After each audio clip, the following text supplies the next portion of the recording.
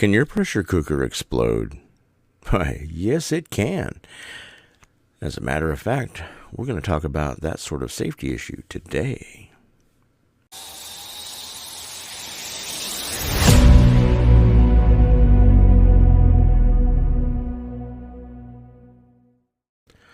Welcome back, folks, to another episode of the Prepper Ninja Podcast, where we delve into tips, tricks, and essential knowledge to thrive in an off-grid and prepper lifestyle.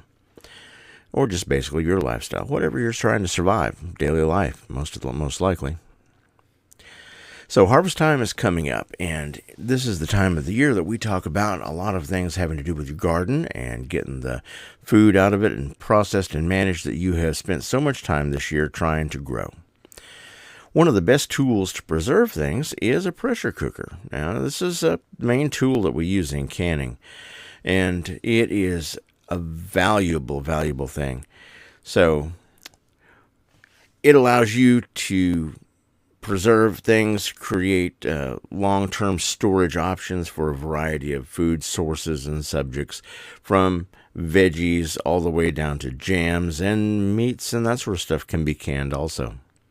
So really, it allows you to enjoy the fruits of your labor or vegetables of your labor far into the future when the garden is already covered with snow and there's nothing else around. So, first of all, before we get into the nitty-gritty of all this, I want to talk about what a pressure cooker actually is, because a lot of you know, most of you in this community already know, but some of you may not, or may not have direct contact with it, even though you know that it exists. Basically, a pressure cooker is a sealable container that you cook in. It has a base or pot and a lid that has jaws that locks it onto the pot, and a rubber gasket in between, and a pressure valve at the top that's like a little straw type hole that you can put a weight over, and a pressure gauge. Now, the weight is what causes the pressure to build up. Steam has to build up as it's cooking and create enough steam pressure to push that up and escape. The reason this is important and the reason pressure cookers are used is that pressure changes the temperature that water boils at. Water boils at 212 degrees Fahrenheit at sea level, but as you go up mountains and higher elevations and there's less air pressure on you, the water boils at lower and lower temperatures. So the pressure cooker does the reverse. It provides more pressure, and the water can be made to boil at 250-ish degrees, and that creates more heat, more pressure with the moisture to create moisture in the things you're cooking, and it makes things cook faster too. And the temperature creates a sanitizing effect on things like the canning jars that you're using. And so there's just a bunch of pluses there. Now, there are some dangers in this, and that's what we're talking about today. First of all, it builds up a lot of pressure, and any container that builds up extra pressure has explosive potential. If it ruptures, bad things can happen. So, think about this scenario. You're standing in your kitchen, maybe in your off-grid cabin, way out in the middle of your property on the backside, and your pressure cooker suddenly malfunctions. The lid isn't properly secured, the pressure release valve may be clogged, but this is a bad situation if you're that far out from medical help. So, how do you avoid this sort of nightmare scenario? That's an important thing to think about. Let's talk about safety first.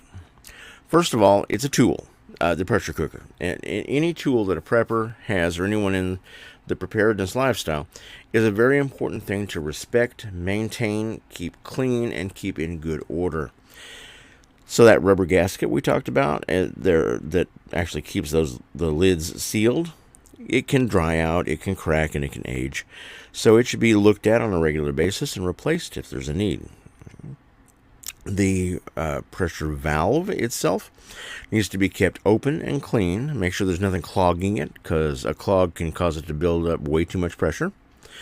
And the pressure gauge itself needs to be maintained in such a way that you know it's working and have reasonable expectation of it warning you if the pressure is getting too high. So whenever you bring it out, always inspect all these parts and make sure that they're in good working order. Don't risk any issues from not maintaining or keeping up on that. When it comes to actually using the pressure cooker after you've maintained it and inspected it, follow the manufacturer's instructions. They built it. They know what it should be able to take. Their specifications for the machinery should be in the instructions. We're preppers, so we do a lot of DIY. We modify things, and we work on rearranging things to our liking. This is not a time to get creative or make any modifications at all to a pressure cooker. You may have two of them and you have slightly different sized models. Don't use the weights off of one valve on the other. They're made for that volume of pot, etc. Okay? So, make sure that you also follow the recipe instructions. It's important to know that you have to have that air gap in the top. Don't overfill it, because when you cook and heat things up, things start to expand. And you want that air gap for the steam at the top so that the actual release valve can let the steam out, not shoot water out like a water gun from Hades. A good rule of thumb on most of them is that you don't want to fill them more than 2/3 full for liquids and half that for canning solid foods. Not half the 2/3, but half full. Overfilling can block the vent. Remember that. That's an important thing to think about. Now, once you have inspected it, put your stuff in to cook, follow the recipes, follow the instructions. Your grandma should have written them down on a card for you, all right? And once you get to the end of that, and you are done cooking and the fire has been turned off, this is the point where you want to make sure you take your time and be patient. Let the thing cool down on its own. Don't try to cool it down quicker. Don't run it under water. Don't set it in a cooling sink of ice bath. That would be really bad. Quick and sudden temperature changes can cause cracks that can make the thing fail in the future, and it's entirely possible that you can cause the glass jars inside to crack if you change that too quickly. That being said, once you have it all done and you can safely open it, because as long as it's too hot, you still got too much pressure in there. You want to take the jars out slowly and carefully and not subject them to any real temperature changes either. You can have a wonderfully warm kitchen with maybe a fan going on over the side, and you take your jar lifter, pull that jar up out of that, and once it hits that cross breeze, it can shatter like a little glass grenade.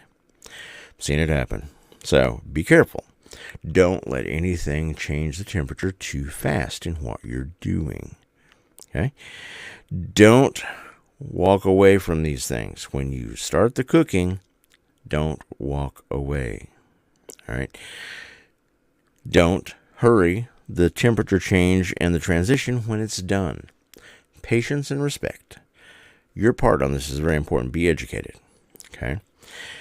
Always let it cool down on its own. Don't speed things up. No sudden changes. You should be good to go at that point. As long as you've inspected it and follow all the instructions and respect it as a good tool, it can help you keep things preserved for your future. And we're talking about having some really good food in the middle of winter. Freshly canned goods that came out of your garden this year. So, to sum it up, a pressure cooker is a fantastic tool in the prepper's arsenal. They demand respect, proper maintenance, careful use, and a healthy dose of patience. These are your best allies. Avoid the dangers that things can pose by mitigating them with education. The goal here is to preserve your harvest and feed your family, not to risk injury. Okay? So as you head into harvest season, take a few extra minutes and ensure your pressure cooker is in top shape. Make sure that it's followed, your guidelines for canning are followed to the letter. Your safety is important. Safety of those around you is important. I hope you all have really enjoyed today's episode. I have really enjoyed being here to talk to you. And if you would like to have some specific subjects discussed, let me know. Go over to my website, thesurvivaltechnician.com. Take a look at all of the articles that I have there, and I have some resources for you, some ebooks that are educational in nature about prepping and food management, food production in an off-grid and survival area. The education is the most important thing, I think, in the modern world. People need to preserve skills and make sure that everyone's safe. So, be prepared. Be free. I'll see you next time.